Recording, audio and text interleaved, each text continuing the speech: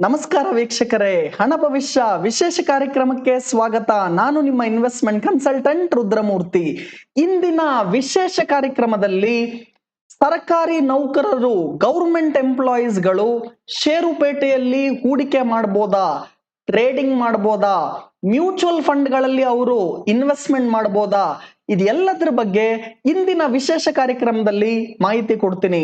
ಮೊದಲನೇದಾಗಿ, ಮ್ಯೂಚುವಲ್ ಫಂಡ್ಗಳಲ್ಲಿ ಗೌರ್ಮೆಂಟ್ ಎಂಪ್ಲಾಯಿಗಳು ಇನ್ವೆಸ್ಟ್ಮೆಂಟ್ ಮಾಡಬಹುದಾ ಅಂದ್ರೆ ಕ್ಲಿಯರ್ ಕಟ್ ಆನ್ಸರ್ ಕೊಡ್ತಾ ಇದ್ದೀನಿ, ಮಾಡಬಹುದು. Yes, government employees can invest in mutual fund. ಮುಖ್ಯವಾಗಿ ನೀವೇನ್ ನೋಡ್ಬೇಕು ಅಂದ್ರೆ central civil service conduct rules of 1964 ಅಂತ ಇದೆ.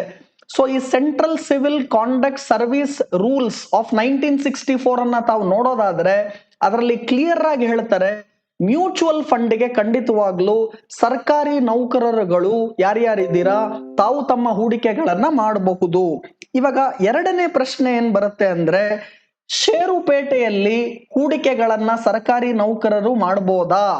ಷೇರುಪೇಟೆಯಲ್ಲಿ ಇನ್ವೆಸ್ಟ್ಮೆಂಟ್ ಇದೆ, ಟ್ರೇಡಿಂಗ್ ಇದೆ, ಟ್ರೇಡಿಂಗ್ ಅಲ್ಲಿ ಇಂಟ್ರಾಡೇ ಟ್ರೇಡಿಂಗ್ ಇದೆ, ಇದನ್ನೆಲ್ಲ ಗೌರ್ಮೆಂಟ್ ಎಂಪ್ಲಾಯೀಸ್ ಮಾಡಬಹುದಾ?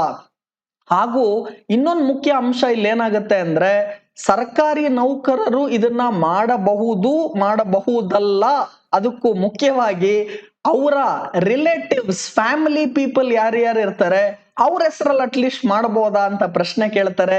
ಇದೆಲ್ಲದಕ್ಕೂ ಉತ್ತರವನ್ನ ಕ್ಲಿಯರ್ ಕಟ್ ಆಗಿ ನೀವೇನಾನ ಇವಾಗ central civil service conduct rules of 1964ಗೆ ಹೋದ್ರೆ ಅಲ್ಲಿ ನಿಮಗೆ ಸೆಕ್ಷನ್ 40 ಸಬ್ಸೆಕ್ಷನ್ 2 ಹೇಳುತ್ತೆ, ಸೆಕ್ಷನ್ 40 ಸಬ್ಸೆಕ್ಷನ್ 3, 4 ಈ ತರ ಕ್ಲಾಸಸ್ ಗಳೇನಿದೆ, ಆ ಸಬ್ಸೆಕ್ಷನ್ಸ್ ಗಳೇನಿದೆ ಇದೆಲ್ಲವನ್ನ ತಾವು ಓದಿದ್ರೆ ಕ್ಲಿಯರ್ ಆಗಿ ಅದು ಏನ್ ಹೇಳುತ್ತೆ ಅಂದ್ರೆ, ಸರ್ಕಾರಿ ನೌಕರರುಗಳು ಇಂಟ್ರಾಡೇ ಟ್ರೇಡಿಂಗ್ ಅನ್ನ ಮಾಡಬಾರದು ಅಂತ ಹೇಳುತ್ತೆ. So government employees cannot do intraday trading. ಹಾಗೂ ಕ್ಲಿಯರ್ ಆಗಿ ಹೇಳುತ್ತೆ ಅಂದ್ರೆ, ಬರೀ ಗೌರ್ಮೆಂಟ್ ಎಂಪ್ಲಾಯಿಗಳು ಮಾತ್ರ ಅಲ್ಲ, ಅವರ ಫ್ಯಾಮಿಲಿ ಮೆಂಬರ್ಸ್ ಹೆಸರಲ್ಲೂ ಕೂಡ ಯಾವುದೇ ರೀತಿಯಾದ ಇಂಥ ಇಂಟ್ರಾಡೇ ಟ್ರೇಡಿಂಗ್ ಗಳನ್ನ ಈ ಸರ್ಕಾರಿ ನೌಕರರುಗಳು ಮಾಡಬಾರದು ಅನ್ನೋದನ್ನ ಹೇಳುತ್ತೆ. ಸೊ ಅವರ ಹೆಸರಲ್ಲಾಗಿರ್ಲಿ ಅಥವಾ ಅವರ ಫ್ಯಾಮಿಲಿ ಹೆಸರು ಮೆಂಬರ್ಸ್ ಗಳ ಹೆಸರಲ್ಲಾಗ್ಲಿ ಸರ್ಕಾರಿ ನೌಕರರು ಇಂಟ್ರಾಡೇ ಟ್ರೇಡಿಂಗ್ ಅನ್ನ ಮಾಡಕ್ಕಾಗಲ್ಲ. ಏನಿದು ಇಂಟ್ರಾಡೇ ಟ್ರೇಡಿಂಗ್ ಅಂದ್ರೆ, ಅವತ್ತೇ ಬೈ ಮಾಡೋದು ಅವತ್ತೇ ಸೆಲ್ ಮಾಡೋದು, ಇದನ್ನ ಮಾಡಕ್ ಆಗೋದಿಲ್ಲ ಅಂತ ಕ್ಲಿಯರ್ ಕಟ್ ಆಗಿ ರೂಲ್ಸ್ ಹೇಳ್ತಾ ಇದೆ. ಆದ್ರೆ ಈಗ ತುಂಬಾ ದ್ವಂದ್ವವಿರುವ ಪ್ರಶ್ನೆ ಅಥವಾ ತುಂಬಾ ಯೋಚನೆ ಮಾಡಬೇಕಾದಂತಹ ಪ್ರಶ್ನೆ ಎಲ್ಲಿ ಬರುತ್ತೆ ಅಂದ್ರೆ, ಆಯ್ತು ಗೌರ್ಮೆಂಟ್ ಎಂಪ್ಲಾಯೀಸ್ ಮ್ಯೂಚುವಲ್ ಫಂಡ್ ಅಲ್ಲಿ ಇನ್ವೆಸ್ಟ್ ಮಾಡಬಹುದು, ಗೌರ್ಮೆಂಟ್ ಎಂಪ್ಲಾಯೀಸ್ ಅಥವಾ ಅವರ ಫ್ಯಾಮಿಲಿ ಮೆಂಬರ್ಸ್ ಗಳಾಗಿರ್ಬೋದು ಅವರು ಇಂಟ್ರಾಡೇ ಟ್ರೇಡಿಂಗ್ ಮಾಡಕ್ ಆಗೋದಿಲ್ಲ.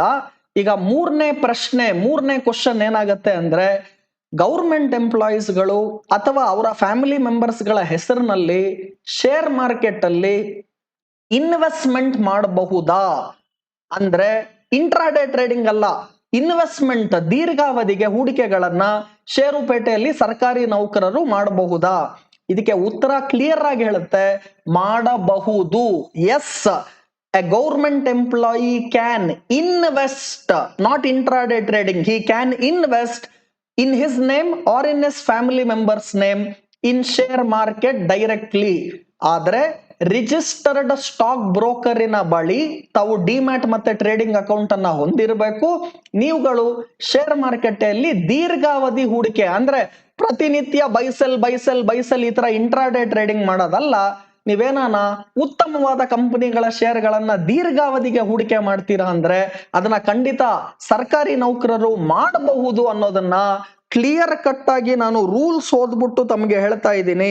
ಇವೆಲ್ಲವೂ ಕೂಡ ನಿಮಗೆ ಎಲ್ಲಿ ಸಿಗುತ್ತೆ ಅಂದ್ರೆ, central civil rules conduct of 1964ಗೆ ತಾವು ಹೋಯ್ತು ಅಂದ್ರೆ ಅಲ್ಲಿ ಸೆಕ್ಷನ್ 35 ಸಬ್ಸೆಕ್ಷನ್ 1 ಏನ್ ಹೇಳುತ್ತೆ, ಸೆಕ್ಷನ್ 40 ಸಬ್ಸೆಕ್ಷನ್ 2 ಕ್ಲಾಸ್ 1 ಏನ್ ಹೇಳುತ್ತೆ, ಕ್ಲಾಸ್ 2 ಏನ್ ಹೇಳುತ್ತೆ, ಸಬ್ಸೆಕ್ಷನ್ 3, 4 ಏನ್ ಹೇಳುತ್ತೆ, ಇದೆಲ್ಲವನ್ನು ಕೂಡಿ ಹೇಳೋದಾಯ್ತು ಅಂದ್ರೆ ಈ ಪಾಯಿಂಟ್ಸ್ ಗಳು ತಮಗೆ ಏನ್ ಹೇಳಿದೆ, ಗೌರ್ಮೆಂಟ್ ಎಂಪ್ಲಾಯಿ ಮತ್ತೆ ಅವರ ಫ್ಯಾಮಿಲಿ ಮೆಂಬರ್ಸ್ ಮ್ಯೂಚುವಲ್ ಫಂಡ್ ಅಲ್ಲಿ ಇನ್ವೆಸ್ಟ್ ಮಾಡಬಹುದು, ಗೌರ್ಮೆಂಟ್ ಎಂಪ್ಲಾಯಿ ಅಥವಾ ಅವರ ಫ್ಯಾಮಿಲಿ ಮೆಂಬರ್ ಹೆಸರುಗಳಲ್ಲಿ ಇಂಟ್ರಾಡೇ ಟ್ರೇಡಿಂಗ್ ಮಾಡಂಗಿಲ್ಲ, ಹಾಗೂ ಗೌರ್ಮೆಂಟ್ ಎಂಪ್ಲಾಯೀಸು ಮತ್ತೆ ಅವರ ಫ್ಯಾಮಿಲಿ ಮೆಂಬರ್ಸ್ ನೇಮ್ಗಳಲ್ಲಿ ಲಾಂಗ್ ಟರ್ಮ್ ಇನ್ವೆಸ್ಟ್ಮೆಂಟ್ ಅಥವಾ ದೀರ್ಘಾವಧಿ ಹೂಡಿಕೆಗಳನ್ನ ಮಾಡಬಹುದು.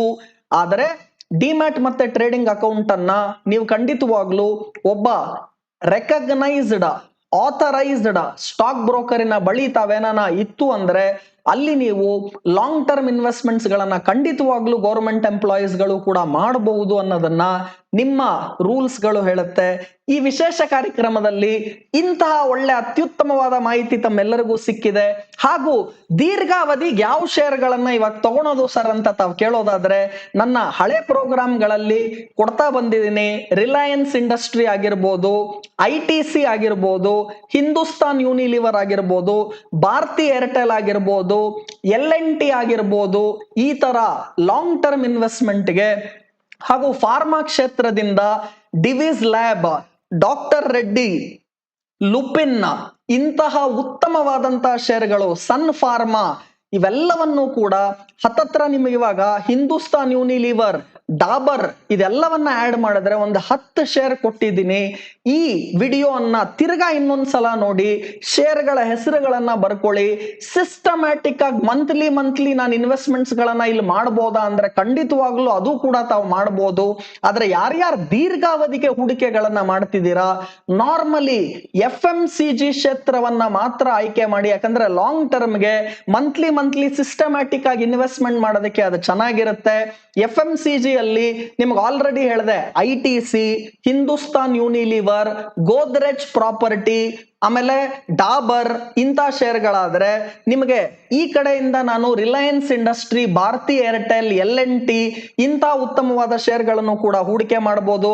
ಹಾಗೂ ಫಾರ್ಮಾ ಕ್ಷೇತ್ರವನ್ನು ಕೂಡ ದೀರ್ಘಾವಧಿಗೆ ಯಾರ್ಯಾರು ಐದರ್ ಒನ್ ಟೈಮ್ ಇನ್ವೆಸ್ಟ್ಮೆಂಟ್ ಅಥವಾ ಸಿಸ್ಟಮ್ಯಾಟಿಕ್ ಇನ್ವೆಸ್ಟ್ಮೆಂಟ್ ಮಾಡ್ತೀರಾ, ನಿಮಗೋಸ್ಕರ ಡಿವಿಸ್ ಲ್ಯಾಬ್, ಡಾಕ್ಟರ್ ರೆಡ್ಡಿ, ಸನ್ ಫಾರ್ಮಾ, ಲುಪಿನ್ ಈ ತರ ಎಲ್ಲಾ ಶೇರ್ಗಳನ್ನ ಒಟ್ಟಾರೆ ಕೊಂಡುಕೊಂಡಾಗ ನಿಮಗೆ ಅತ್ಯುತ್ತಮವಾದ ರಿಟರ್ನ್ಗಳು ಬರುತ್ತೆ ಅಂತ ಹೇಳ್ತಾ ಇದ್ದೀನಿ. ಈ ಕಾರ್ಯಕ್ರಮ ನಿಮಗೆ ತುಂಬಾ ಇಷ್ಟ ಆಗಿದೆ ಅಂತ ನನಗೆ ಗೊತ್ತಿದೆ. ದಯವಿಟ್ಟು ಇಮಿಡಿಯೇಟ್ ಆಗಿ ಅನೇಕ ಜನಗಳಿಗೆ ನಿಮ್ಮ ವಾಟ್ಸಪ್ ಅಲ್ಲಿ, ಟೆಲಿಗ್ರಾಮ್ ಅಲ್ಲಿ ಎಲ್ಲಾ ಕಡೆ ಫಾರ್ವರ್ಡ್ ಮಾಡಿ ಈ ವಿಡಿಯೋನ. ಈಗಲೇ ಬೆಲ್ ಐಕಾನ್ ಅನ್ನ ಹಿಟ್ ಮಾಡಿ, ಯಾಕಂದ್ರೆ ಹೊಸ ವಿಡಿಯೋ ಅಪ್ಡೇಟ್ ಮಾಡಿದೆ ಇಮಿಡಿಯೇಟ್ ನಿಮಗೆ ನೋಟಿಫಿಕೇಶನ್ ಬರುತ್ತೆ. ಸೊ ಇವಾಗಲೇ ಬೆಲ್ ಐಕಾನ್ ಪ್ರೆಸ್ ಮಾಡಿ. ಮತ್ತೆ ನಿಮ್ಮ ರುದ್ರಾಲಜಿ ಚಾನೆಲ್ ಅನ್ನ ಸಬ್ಸ್ಕ್ರೈಬ್ ಮಾಡುವ ಮುಖಾಂತರ ಒಳ್ಳೆ ಮಾಹಿತಿಗಳನ್ನ ಎಲ್ಲ ಕಡೆ ಹಂಚುವ ಮುಖಾಂತರ ನೀವು ಶ್ರೀಮಂತರಾಗಿ ಎಲ್ಲರನ್ನೂ ಕೂಡ ಶ್ರೀಮಂತರಾಗಿ ಮಾಡಿ. ಪ್ರತಿ ಸಲ ಹೇಳ್ತೀನಿ, ಹೇಳ್ಕೊಡಕ್ಕೆ ನಾನ್ ರೆಡಿ, ಕಲಿಯಕ್ಕೆ ನೀವ್ ರೆಡಿನಾ? ನಮಸ್ಕಾರ.